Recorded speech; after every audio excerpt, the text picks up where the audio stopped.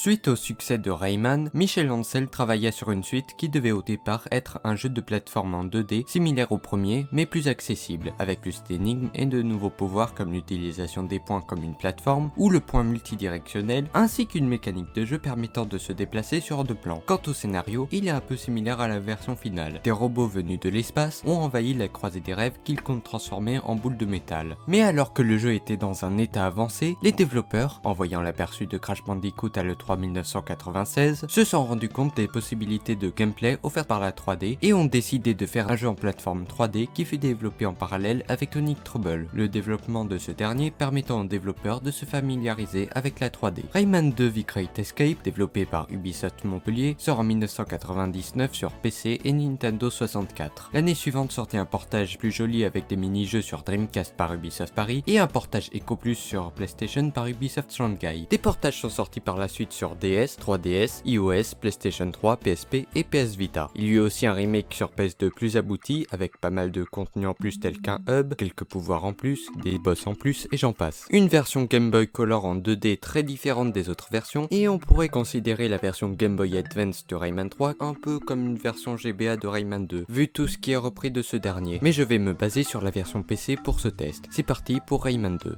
Le jeu Bon, si vous l'avez aussi acheté sur Uplay et que vous avez aussi eu ces bugs de texture, j'ai trouvé sur un forum un moyen de régler ça à l'aide des logiciels Handglide et GX Setup. Je vous laisse le lien en description si ça vous intéresse, mais Ubisoft, c'est quoi cette merde? Sérieusement, entre cet encouragement au piratage, vos portages de Rayman mal adaptés, les prétendus 120 niveaux de Rayman Legends, dont la moitié sont en fait des niveaux de Rayman Origins et des niveaux d'1 minute, ce foutage de gueule qu'est Rayman Mini qui est la seule chose faite pour les 25 ans de Rayman alors qu'un fan a fait un putain de super remake du premier jeu, et les annulations de projets de Rayman 4, vous êtes pas très sympa envers les fans de Rayman par moment. Alors, c'est le Bloodstorm du futur qui vous parle. Le 1er septembre, le jour des 25 ans de Rayman, Ubisoft a bien annoncé un nouveau jeu sur leur mascotte. Un jeu sur les lapins crétins. Pour les 25 ans de Rayman. Bande de malpropres. Bref, le jeu se déroule lors de la conquête de la croisée des rêves par des robots pirates après qu'ils aient détruit le cœur du monde, qui est en gros la même chose que le Grand Proton du premier jeu, qui s'est divisé en 1000 lums, déstabilisant la croisée et faisant entre autres perdre ses pouvoirs à Rayman. Les robots pirates ont capturé et réduit en esclavage des dizaines de milliers d'habitants de la croisée des rêves, dont Rayman, qui faisait partie de la résistance contre ses envahisseurs. Le jeu commence lorsque Globox, un autre résistant, se fait capturer et mettre dans la même cellule que Rayman. C'est Lick qui m'a envoyé pour que je te donne ton pouvoir de lancer ton poing. Eh ben, une chance qu'on t'ait mis dans la même cellule que moi. C'est un peu dégueulasse, ça respecte pas trop les gestes barrières, ça. Tu connais un autre moyen de le cacher peut-être? Bon, d'accord. J'espère que ça va pas me refiler le Covid-19, ce serait con que je m'évade pour me confiner. Waouh! La sécurité des robots pirates est vraiment pitoyable! Comment ça, ils se sont échappés par la grille d'aération? Elle était fortement endommagée, mais on lui avait mis un pansement et fait un bisou. Je ne vois pas comment il a pu la casser. Et alors commence notre grande évasion, d'où le titre, qui consiste en une descente de quelques secondes. Bon, quelqu'un a une idée pour le titre du prochain jeu Rayman? Pourquoi pas Rayman Credits? Credits? Ben, il y a des crédits à la fin du jeu. Y a pas de problème avec ça, c'est juste que le nom a déjà été pris par une fanfiction. Et ainsi commence notre voyage aux quatre coins d'une île de la croisée des rêves pour récupérer 4 masques gardés dans des sanctuaires pour ramener l'esprit du monde, Polocus, afin qu'il sauve la croisée des rêves. On ira alors dans des environnements moins fantaisistes que ceux du premier jeu, mais diversifiés et marquants grâce à une très belle direction artistique qui, comme toujours dans les jeux principaux, donne un style particulier à l'univers de Rayman. Cette direction artistique, avec les musiques mémorables et convenant au niveau, les petites touches d'humour enfantin dans le sens mignon, ainsi que les enjeux qu'on ressent bien au fil du jeu, tout cela participe à une ambiance bien équilibrée, gardant le côté féerique et légèrement cartoonesque de la série, tout en apportant une touche plus sombre et pesante. Puisque j'ai parlé de la musique, il y a un bon travail sur l'ambiance sonore,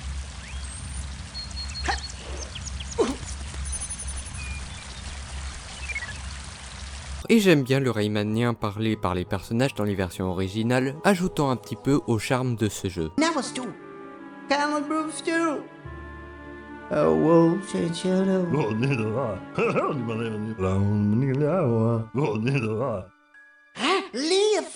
Même si j'ai une préférence pour les doublages français des versions PlayStation qui sont pas parfaites, certaines performances laissent un peu à désirer. Prends une nef et ne reviens qu'avec son cadavre.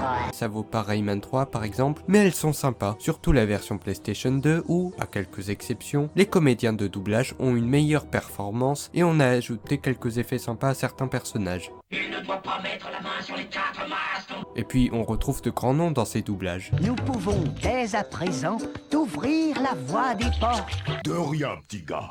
Casser du pirate, c'est bon pour mes articulations. Je craignais que Globox n'ait échoué. Je suis trop faible pour te rendre toute ta puissance. Votre horreur, il est arrivé dans les marais. Dont Emmanuel Carijo qui est la voix parfaite pour Rayman. Je dois retrouver Globox et Lee. Vous savez où ils sont? Bref, ce jeu a une bonne ambiance, mais également un gameplay quasiment exemplaire. La maniabilité de Rayman est excellente, les commandes lui offrent une palette d'actions suffisante proche de celle du premier jeu, mais adaptée à un environnement en 3D, d'où le choix de remplacer les points par des sphères d'énergie allant plus loin, et à cela s'ajoute la capacité de nager et le système de lock permettant de centrer ses attaques sur les ennemis lors des affrontements. Chaque niveau se distingue suffisamment des autres par un level design inspiré et varié et des mécaniques diversifiant le gameplay, comme les prunes permettant de monter plus haut sur des ennemis ainsi que d'aller sur de la lave, les tonneaux qu'on emporte ou dont on se laisse emporter pour exploser des trucs, les obus sur pattes qu'on peut chevaucher pour aller sur des zones dangereuses ou trop raides et faire exploser des trucs, les parties de ski nautique accrochées par Sam, ou encore la balade en siège russe mobile. Bon, le jeu est plus linéaire que le premier, mais le level design est très bon et amélioré dans la version PS2, et sa linéarité est cachée par des environnements 3D assez grands à visiter de fond en comble pour trouver les looms et caches les plus cachés. Cette collecte de looms est aidée dans la version PS2 par un radar à looms trouvé dans l'un des derniers niveaux du jeu qui indique vers où se trouve le looms le plus proche. Et puisqu'on parle de la version PlayStation 2, on y a aussi un masque de pluie qui permet d'avoir le même pouvoir que Globox et les mini-jeux de la version Dreamcast qui ont été importés dans cette version. Bien qu'un peu plus poussé que celui du premier jeu, le scénario ne casse pas non plus des briques, mais ce jeu apporte quand même à la construction de l'univers de Rayman car on découvre cet univers, sa mythologie et son histoire via la connaissance du monde, des textes débloqués au fur et à mesure qu'on collecte des looms, ainsi que la multitude d'espèces diversifiées la peuplant et les personnages alliés à Rayman, dont plusieurs seront récurrents dans la série, comme Murphy la mouche ASMR. Oui, je sais, blague facile à laquelle tout le monde a déjà pensé depuis longtemps. Les petits êtres qui parlent comme des personnages d'Animal Crossing. Ou encore Globox ainsi que sa femme et ses 650 enfants. Oui, 650.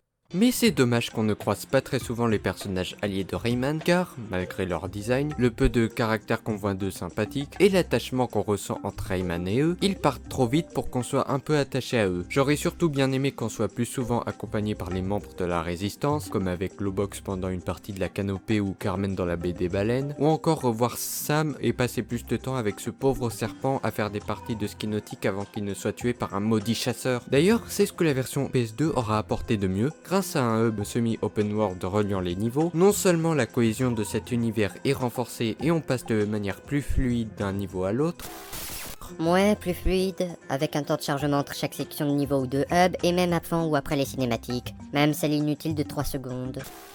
mais surtout, on passe un peu plus de temps avec eux et on les rend un peu plus impliqués dans l'intrigue. Et ça les rend déjà un tout petit peu plus attachants, prenant la première rencontre avec Lark dans le jeu d'origine par exemple. Je ne vais pas bien du tout. Tu peux me ramener un antidote se trouvant dans une grotte peuplée des plus dangereux êtres de la croisée des rêves et avec un gardien qui va presque autant te traumatiser que le piano de Mario 64 ?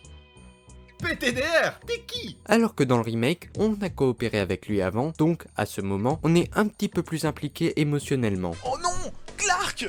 Que t'ont-ils fait, ces monstres? Tu peux me rapporter un antidote se trouvant dans... La dangereuse et terrifiante grotte des mauvais rêves est gardée par le plus terrible fléau de la croisée? Évidemment, mon frère, j'y vais de ce pas, je te vengerai! Non, il est dans mon sac justice. Oh, et puis merde. Et puisqu'on parle d'amélioration de la version PS2, dans la version originale, les boss sont pour la plupart un peu trop faciles et peu passionnants. Les seuls boss marquants sont Jano, qui a un combat entre guillemets un peu original, et surtout une course-poursuite légèrement terrifiante pour le jeune public avant, et Barbe Tranchante qui est un bon boss en 2 phases, apportant un peu de difficulté. Mais sinon, les autres sont assez oubliables et n'apportent aucune difficulté. Félicitations pour avoir trouvé mes 4 masques. Oh, c'était du gâteau!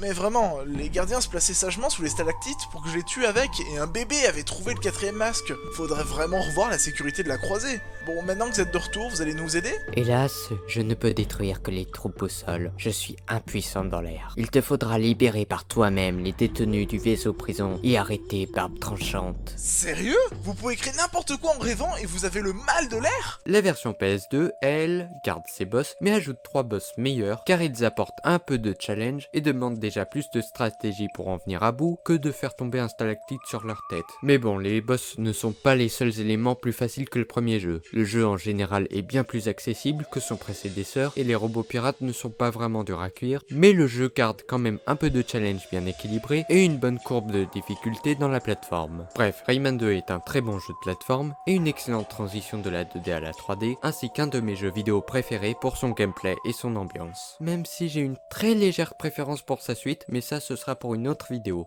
Tu as peut-être gagné la bataille, mais pas la guerre. Je reviendrai et je reprendrai ma revanche.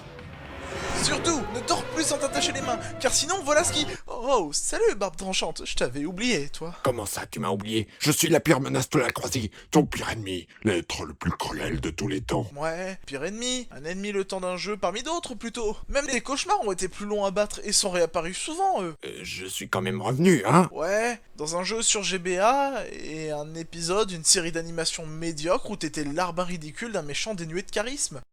Oh merde, j'ai oublié, faut que je me tire.